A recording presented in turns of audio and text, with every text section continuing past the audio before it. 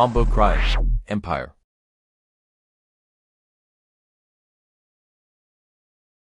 Igicamunsi cyiza kuri mwe mwese mukomeje gukurikira ibiganiro bya Bombo Cry Empire n'ibisanzwe n'iyacu yanyu y'Abanyarwanda cyane bangezaho amakuru atandukanye haba ya politiki, imyidagaduro ndetse n'imikino ku isi hose. Uno munsi intambara igomeje kuvuza ubu hagati ya Iran ndetse na Leta Zunze Ubumwe za Amerika. Ibiciro bya peteroli byagumye kuzamuka, gaze byatangiye kuba ibibazo, ibintu byose byatangiye gusa. Kugira ngo mbumvishe iki kiganiro Rocky amaze gukora mu kanya, asa nk'usobanura byinshi, avuga byinshi kuri byo, ese bimeze bite? Ndagira ngo mugitega amatwi ntikize mbega mugitega amatwi mu gihanga amaso kugira ngo tubashe kujyanirana, tubashe kumvikana. Bimwe uriya n'umusesenguzi ukomeye aba agomba kuduha yenda kuma nka deadline, aho kugira ngo wumve kugira ngo nze nanjye ngira ibyo ndenzaho kuri bike aba yibagiwe. Reka dutangire wumve iki kiganiro ngiye gushyira aha ngaha kugira ngo wumve ibi bintu biri kubera hagati ya Iran, ano masezerano, ese ino ntambara iraza kugenda gute? Ese niki Amerika iri gusabwa? Ko nabonye Iran yo iri kwifuza guhagarika intambara, isaba Amerika n'iki byose. Ndagira ngo ubanze ubyumve neza. Dolari 148 ubundi nakubwira akagunguru kakigera ku madolari 100, ubukungu bw'isi buba bwashimo ikibazo gikomeye cyane.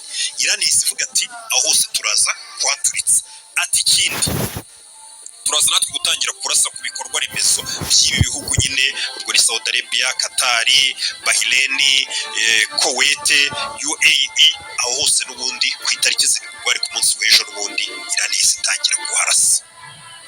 Aho hantu nkubwiye rero Leta Zunze Ubumwe, iki gihugu cya Iran cyabwiraga Leta Zunze Ubumwe za Amerika ngo kiri buze noneho kwita kirasa, cyari cyaranze kurasa, ni ukuvuga ngo ingaruka hari gutera isi. Muri kano kanya ibihugu byo muri Aziya murabizi, nagiye mbibabwira, twakoze ikiganiro kigaragaza ko ibihugu byo muri Aziya kubera umuhora wa Hormuz wonyine ufunze, none ibaze Iran iramutse turikije n'ahandi nayo ikafunga, byaba bisobanuye ko bino bihugu bya Aziya byari bimaze gufunga, kugabanya iminsi y'akazi n'ibindi byinshi kubera kubura ibikomoka kuri peteroli, ubuzima bwari guhagarara burundu.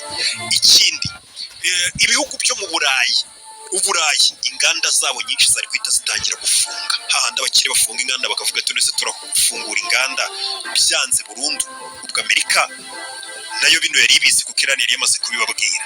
Ikindi, Amerika yari ibizi neza ko kuva batangira ino ntambara barwana na Iran yagiye ibabwira ngo nimukora iki turarasa hano, kandi ibyo bintu koko Iran yagiye ibikora.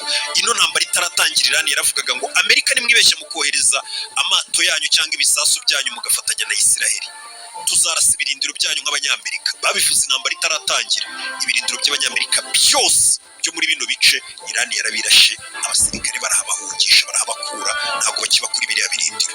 Ahantu hose kuva ino ntambara yatangira itaranatangira babwiye Amerika ngo nimudukora iki tuzarasa. Iran yarabikoze aho hantu hose yaraharashe. Amerika rero yari ibizi ko Iran ubwo yatangaje kuri burase ziriya nzira zindi nari amatiyo yandi byanyuzwagamo basi bikomoka kuri peteroli bikaba bisayidira isi mu gihe umuhora wa Hormuz ufunze, Amerika yari ibizi mutwe wabo ko Iran iri buze kubikora ubwo yabivuze. Yagombaga rero kugenda gake kuri ya tariki bari batanze, ariyo yo ku munsi w'ejo ku itariki 7, bakagenda gake aho kugira ngo bahite baturitse ibikorwa remezo byo muri Iran. Urumva ko muri Iran bari bashyizeho n'abaturage noneho ahari ibyo bikorwa remezo. Nanone nongere nkwibutse ko izi gasopo ntabwo ari ubwa mbere Donald Trump yarazitanze zo kuvuga ngo ndarimbura aho Iran ikomora amashanyarazi. Ku itariki 21 z'ukwezi kwa gatatu, Perezida wa Leta Zunze Ubumwe za Amerika nibwo bwa mbere yabanje gutanga ino gasopo aravuga ngo Iran nidafungura umuhora wa Hormuz ndarimbura power plant zabo burundu ku buryo igihugu n'amashanyarazi kizongera kugira. Icyo gihe nzabikora, nzarimbura power plant zabo mpereye ku nini bafite. Arangije ahita asezera, icyo gihe byanditse ku rubuga rwe. Icyo gihe yari yatanze amasaha 48 ngo kuba Iran imaze gufungura umuhora wa Hormuz, ariko byaje gukomeza noneho arangije nyuma yaho abonye ko iminsi 2 ishize Iran yakomeje gufunga imitwe idafungura umuhora wa Hormuz, nibwo Donald Trump yatanze noneho iminsi 10. Iyo minsi rero yari yashyizeho yaje kurangira, Donald Trump aravuga ngo hari ibiganiro turi kumwe na Iran iravuga ati nyamara nta biganiro turi kumwe nawe tuvugana. Kugeza ejo bundi nabwo yari yavuze ko ku itariki 6 aribwo agomba kurimbura Iran, nkuko yabivugaga ati ndaza kuhahindura ukuzimu, ibintu byose abirimbura mbega. Ariko icyaje cyangwa se imperuka icyaje gukurikira nuko n'ubundi ku itariki 6 hageze ntabikora, ahubwo akavuga ngo abongesha umunsi wo ku itariki 7 kubera ariko tukiva muri Pasika. None ku munsi w'ejo ku itariki 7 nabyo ntabyo yakoze, ahubwo ku munsi w'ejo ku itariki 7 Iran yiriwe irasa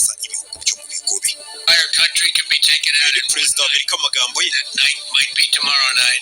We have a plan because of the power of our military. Where every bridge in Iran will be decimated by 12 o'clock tomorrow night. Where every power plant in Iran will be out of business, burning, exploding, and never to be used again. I mean, complete demolition by 12 o'clock. Gusa kuri iyi nshuro icyari gikomeye noneho kuri byo ntabwo ari Trump gusa wabivuze na Vice Perezida we tuzi ko adashyigikiye ino ntambara J.D. Vance nawe yaje ku karubanda noneho agaragaza ko ashyigikiye ibyavuzwe na Perezida wa Amerika ndetse agaragaza ko ngo iyo mupira uri mu kibuga cya Iran ariyo rwose igomba kwemera ibyo yasabwe kuko ngo bayihaye gasopo igasubiza kuko ngo igitinda kubasubiza ariko twahise tubona n'ubundi Iran nayo isohoye inkuru ivuga ngo natwe kuwa kabiri saa 8 Amerika nimba yavuze kuturimbura kuwa kabiri saa 2 saa 8 tuzaba duhagaze imbere ya power plant zacu ndetse dufite ibyiringiro byo kuzenguruka ibyo bikorwa remezo byacu bashaka kurimbura dufatanye mu kiganza ubundi tukamenyesha isi tuvuga ngo kurasa ibikorwa remezo by'abaturage n'icyaha cy'intambara. Iki kiganiro gikoze amasaha Donald Trump yagombaga kurasira muri Iran akarasa ibyo bikorwa remezo ataraharasa amasaha yarenze ntabwo yigeze yongera kuharasa. Uyu munsi wabonaga ko ari ibintu bigomba kuba kuko wabonaga ko Leta Zunze Ubumwe za Amerika na Israeli bari bamaze kugabana ahantu bagomba kuzarasa muri Iran kuri ibyo bikorwa remezo bakabirimburira rimwe n'ubu turacyategereje. Igihugu cya Pakistan cyari cyagerageje kwivanga kugira ngo kirebe ko cyahagarika cyangwa se kigatuma hajya agahenge Amerika, Iran na Israel intambara ikabihagazeho ariko ibyo bari bayisabye Iran yo yari yabyanze ahubwo Iran iri kuvuga ati twebwe hari ibyacu twishakira aho Iran yari yavuze ati twebwe ntabwo mbere na mbere dukeneye agahenge k'igihe gito na Leta Zunze Ubumwe za Amerika turashaka intambara ihagarara burundu. Ikindi Iran yashakaga gutegeka yari yategetse ko ishaka ko hajyaho garanti cyangwa se nk'ikintu gifatika cyemeza neza cyizeza gitanga icyizere ko bino bihugu Israel na Amerika batazongera kwataka Iran. Ikindi Iran yasabaga ko bagomba nimba Amerika ko ishaka kumuhorahora umunsi ufungurwa cyangwa se intambara igahagarara burundu Iran bagomba kuyikuriraho ibihano byose byari byarafatiwe Iran na Amerika kuko ibyo bihano byose Iran yagiye ifatirwa na Amerika nibyo byagiye bihungabanya ubukungu neza bucumbagira bwa Iran buryo yarigezayo n'ifaranga ryabo ritagaciro cyane ariyo Allah ndabasoje nagiye kubifuriza umunsi mwiza aho ushaka kwamamaza uri kubona ko ibiganiro byacu bimeze neza ndetse wifuza kwamamaza ushaka kubikora bigera kure biva ku mbibi runaka zikaba zagera kure twandikira nk'uruganda runini kuko nababwiye ko tugiye kuzadukora buri munsi nta kwicara imbuga TikTok na Instagram hose dufite ibihumbi birenga we tugane uze twamariza ibicuruzwa bya nimero ni 0798631505 kuri Instagram uranyandikira cyangwa iyo nimero wanyandikira kuri WhatsApp nabwo nkabasha kuba nagufasha sawa murakoze mutugane tubamamarize ibicuruzwa byabo.